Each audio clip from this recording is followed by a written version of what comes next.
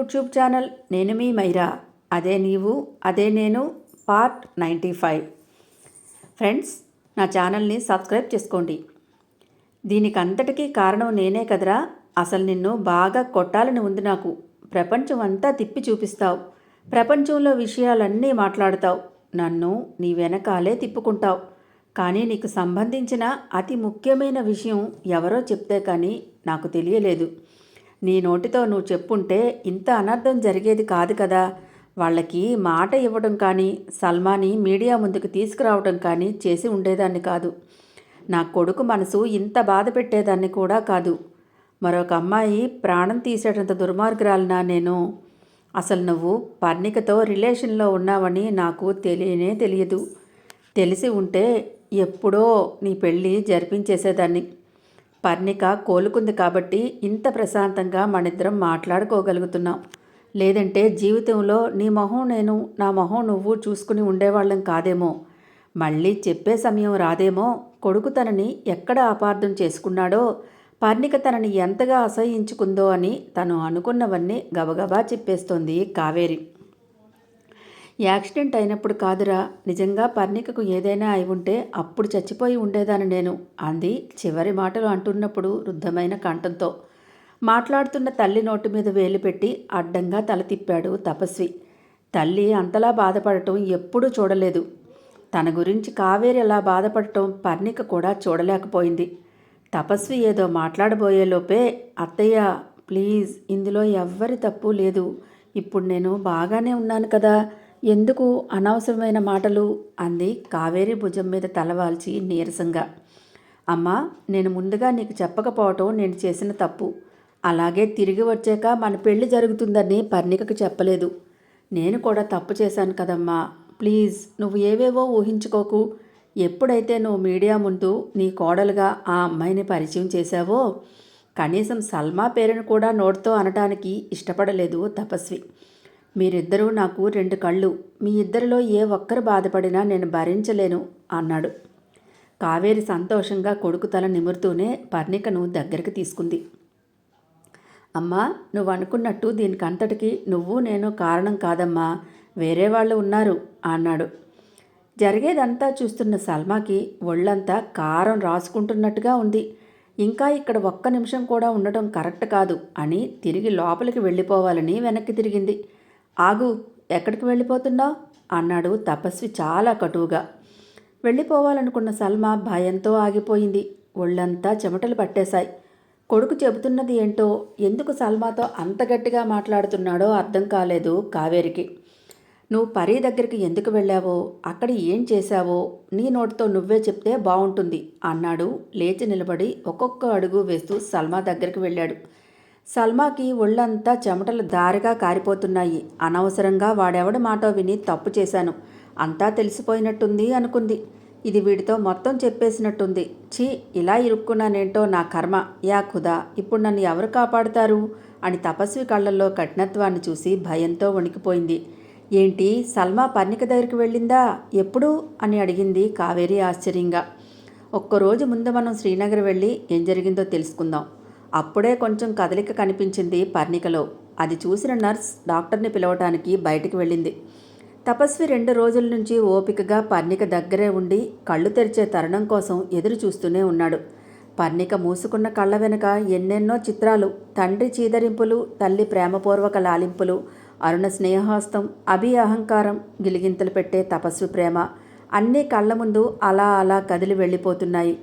చాలా ఇబ్బంది పడుతూ మెల్లగా కళ్ళు తెరిచిన పర్ణికకి ముందున్నదంతా మసకగా కనిపించింది. మళ్ళీ కళ్ళు విప్పింది. ఈసారి తపస్విని బాగానే పోల్చుకుంది. చేతులు కట్టుకొని తన వైపే చూస్తున్నాడు. వెంటనే కళ్ళు మూసేసుకుంది. మూసిన కళ్ళ వెనక నుంచి ముత్యాల్లా జారాయి కన్నీళ్లు. పర్ణిక తనని చూసి అలా మొహం తిప్పేసుకుంటే చెప్పరాని బాధకు గురైంది తపస్వి మనసు. పక్కనే ఉన్నాడు పాటియాల. ఆ పక్కనే తన వైపే ఆతృతిగా చూస్తూ కనిపించింది మరియా. వీళ్ళంతా ఎప్పుడొచ్చారు? నేను బ్రతికే ఉన్నానా? నేను చూస్తున్నదంతా నిజమే, కల అయితే కాదు.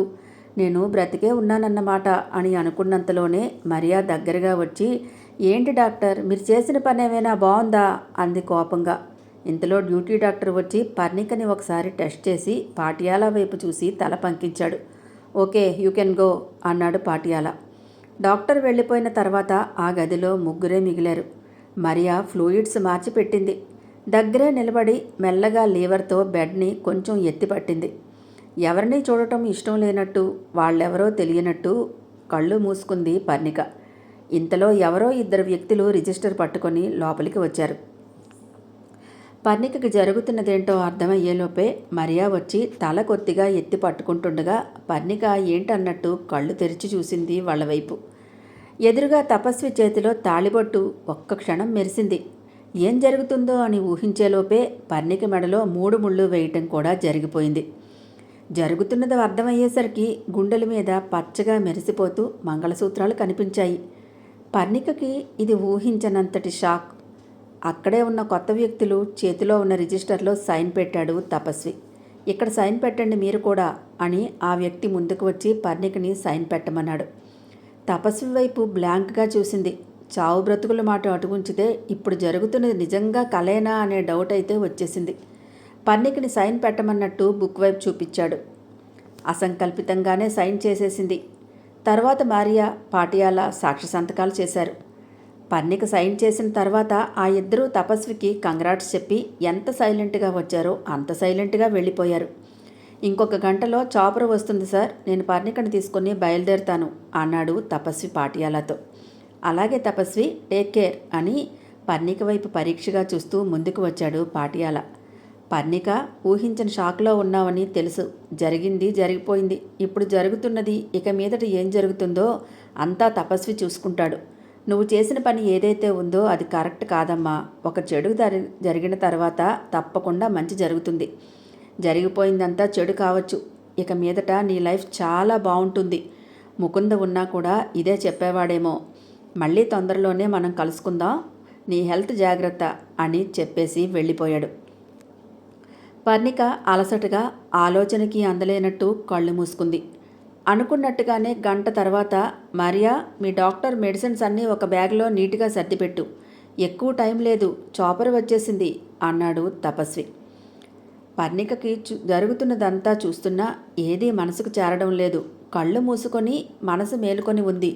చేతులు మాత్రం గుండెల మీద ఉన్న మంగళసూత్రాన్ని గట్టిగా పట్టుకున్నాయి. తపస్వి చెప్పిన మాటకి కళ్ళు విప్పిన పర్ణిక, ఇప్పుడు నేను జర్నీ చేసే పరిస్థితుల్లో లేను మరియా అంది నీరసంగా. పర్ణిక మాట పూర్తి కాకుండానే, ఆవిడ్ని సలహా ఎవ్వరూ అడగలేదని చెప్పు మరియా అన్నాడు కోపంగా. మరుక్షణం పర్ణికని 2 చేతుల్లోకి ఎత్తుకొని చాపర్ దగ్గరికి నడిచాడు. ఆమె మాటలతో తనకు సంబంధం లేనట్టు. చాపర్ స్టార్ట్ అవుతుండగా అక్కడికి వచ్చాడు. మరియా, పాటియాల. బాయ్ చెప్పాడు అందరికీ. నీతో చాలా మాట్లాడాలి పర్ణిక, కానీ నువ్వేదీ వినే స్థితిలో లేవు. ఇప్పుడు తపస్వి తీసుకున్న నిర్ణయమే కరెక్ట్. వెళ్ళిరా, తొందరలోనే నిన్ను కలుస్తాను అన్నాడు పాటియాల. మరియా కూడా జాగ్రత్త డాక్టర్, కొంచెం కోలుకున్న తర్వాత కాల్ చేయండి అంది. చాపర్ మరుక్షణం గాలిలోనికి లేచింది. తపస్వి నిప్పులు కురిపిస్తున్న కళ్ళను చూసేసరికి సల్మాకి భయంతో ఒళ్ళంతా గడ్డకట్టుకుపోయింది. సల్మా పర్ణిక దగ్గరికి ఎప్పుడు వెళ్ళింది అని అడిగింది కావేరి ఆశ్చర్యంగా. చెప్తుంది కదమ్మా, విందాం తన మాటల్లోనే అన్నాడు తాపీగా చేతులు కట్టుకొని. నేను వెళ్ళడం ఏంటి, అసలు నేను తనని ఎప్పుడూ చూడలేదు, ఇదిగో ఇప్పుడే చూస్తున్నాను అంది సల్మా కంగారుగా. సల్మా మాటల్లో వణుకు, కంగారు స్పష్టంగా తనని పట్టించేశాయి. సల్మా అలా అనేసరికి కళ్ళు మూసుకొని ఉన్న పర్ణిక ఆశ్చర్యంగా చూసింది. కానీ తపస్వి సైగతో కళ్ళు మూసుకొని కూర్చుంది ప్రశాంతంగా. గోవర్ధన్ వైపు చూశాడు తపస్వి. అక్కడే ఉన్న టీవీలో పబ్లో రంజిత్తో సల్మా మాట్లాడుతున్న ఫుటేజ్ని ఆన్ చేశాడు. అది చూసి గొంతు తడారిపోతుండగా, వాడేదో ప్లాన్ చెప్తే మాత్రం నేను చేసేస్తానా అంది సల్మా తొందరపడుతూ. వాడేదో ప్లాన్ చెప్పాడని మేము నీతో అనలేదే, అసలు ఇంకా వాయిస్ బయటకే రాలేదు అంది కపిల్ తమాషాగా నవ్వుతూ. నాకేం తెలీదు, నన్ను వెళ్ళిపోనివ్వండి, మీరు కలిసిపోయారు కదా, ఇంకా ఇవన్నీ ఎందుకు అంది సల్మా గాబరా పడిపోతూ. ఒరే గోవు, నీ సెల్లో ఉన్నవాళ్ళు నోరిప్పలేకపోతే నువ్వేం చేస్తావురా అని అడిగాడు తపస్వి. ఇప్పుడు వాళ్ళ సంగతి మనకెందుకు బావా, ఈవిడ గారు నోరు విప్పలేదే అనుకో, ఇదిగో ఎలాగో వాడిని పబ్బులో కలిసినట్టు ఫుటేజ్ మన దగ్గరైతే ఉంది.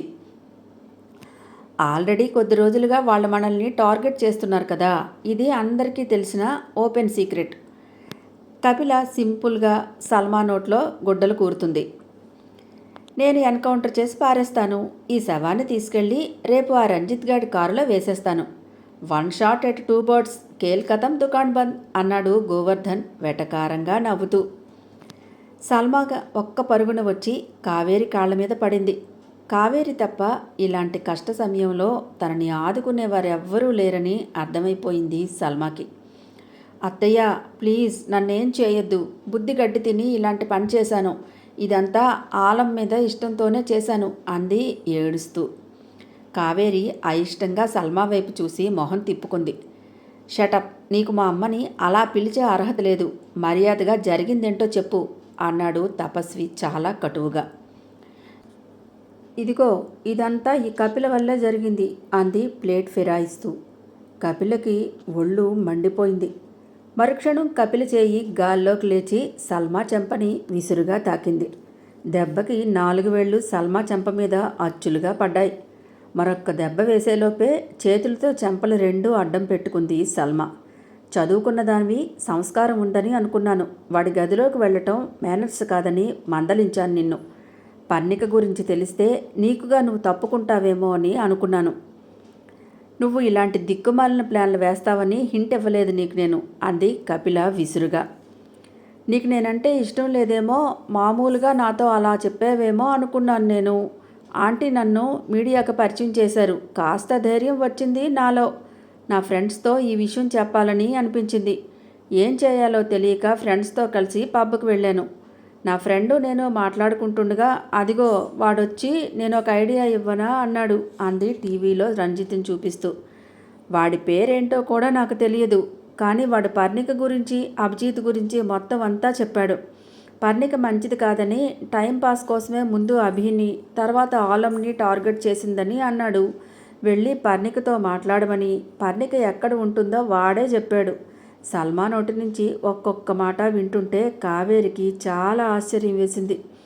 ఇంటికి వచ్చి 10 రోజులు కూడా లేకుండానే ఇన్ని ప్లాన్లు వేసిందా సల్మా అని వింటోంది ఆశ్చర్యంగా. వాడు చెప్పినట్టే మరుసటి రోజు పర్ణిక దగ్గరికి బయలుదేరాను నేను. తన ఈ పరిస్థితికి కారణమైన సల్మాని అసహ్యంగా చూసింది పర్ణిక. నా కోడలు అని మీడియాకు పరిచయం చేసిన పాపానికి ఎంత పెద్ద ప్లాన్ వేసింది అని సల్మా తన దగ్గరకు వచ్చి ఏం మాట్లాడిందో గుర్తు చేసుకుంది. వరల్డ్ కప్లో కెమెరా వైపు బ్యాట్ చూపించి కన్ను కొట్టిన తపస్వి గుర్తుకు వచ్చి ఆ రాత్రి తమ ఇద్దరి మధ్య జరిగిన రొమాంటిక్ డేట్ని గుర్తు తెచ్చుకొని బుగ్గలు ఎర్రబడ్డాయి. వద్దన్నా పెదవుల మీదకి నవ్వు వచ్చి వెళ్ళిపోతూనే ఉంది. అప్పుడే హిజాబ్ వేసుకున్న ఒక అమ్మాయి తన ముందు కూర్చోవటంతో ఎస్, వాట్స్ యువర్ ప్రాబ్లం అంది పర్ణిక. చూస్తుండగానే ఆ అమ్మాయి హిజాబ్ని పక్కకు తొలగించి చూసింది.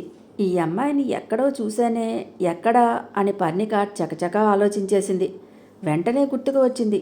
ఆశ్చర్యాన్ని లోపలే అణుచుకొని నేనెవరో తెలిసే వచ్చిందా తెలియక వచ్చిందా అని చెప్పండి అంది చాలా మామూలుగా. సల్మ చాలా పొగరుగా, నేనెవరో తెలుసా, నా పేరు సల్మా బేగం. నేను క్రికెటర్ ఆలం తపస్వికి కాబోయే వైఫ్ని. మీడియాలో నా పేరు మారుమోగిపోతుంది, చూడలేదా అంది అహంకారంగా. సో వాట్, నాకెందుకు చెప్తున్నారు అని అడిగింది పర్ణిక కూడా ఏం తగ్గకుండా. బట్టల్ని మార్చినంత ఈజీగా లవర్స్ని మారుస్తావట కదా, అది కూడా మామూలు వాళ్ళని కాదు, కేవలం సెలబ్రిటీస్ని మాత్రమే పడతావట కదా. నీ చరిత్ర మొత్తం తెలుసుకునే వచ్చాను అంది పొగరుగా. ఏదో పెద్ద ప్లాన్తోనే వచ్చినట్టుంది అనుకుంది పర్ణిక. ఉష్, ఈ మాటలన్నీ మిస్టర్ తపస్వితో కలిసి వచ్చి మాట్లాడు, అప్పుడు వింటాను తీరికగా అంది పర్ణిక. హాయ్ ఫ్రెండ్స్, నా ఛానల్ నచ్చితే కనుక లైక్ చేయటం, షేర్ చేయటం, సబ్స్క్రైబ్ చేసుకోవటం మర్చిపోకండి ఫ్రెండ్స్. పక్కనే ఉన్న బెల్ ఐకాన్ని ప్రెస్ చేయండి. నెక్స్ట్ అప్డేట్ కోసం వెయిట్ చేస్తూ ఉండండి.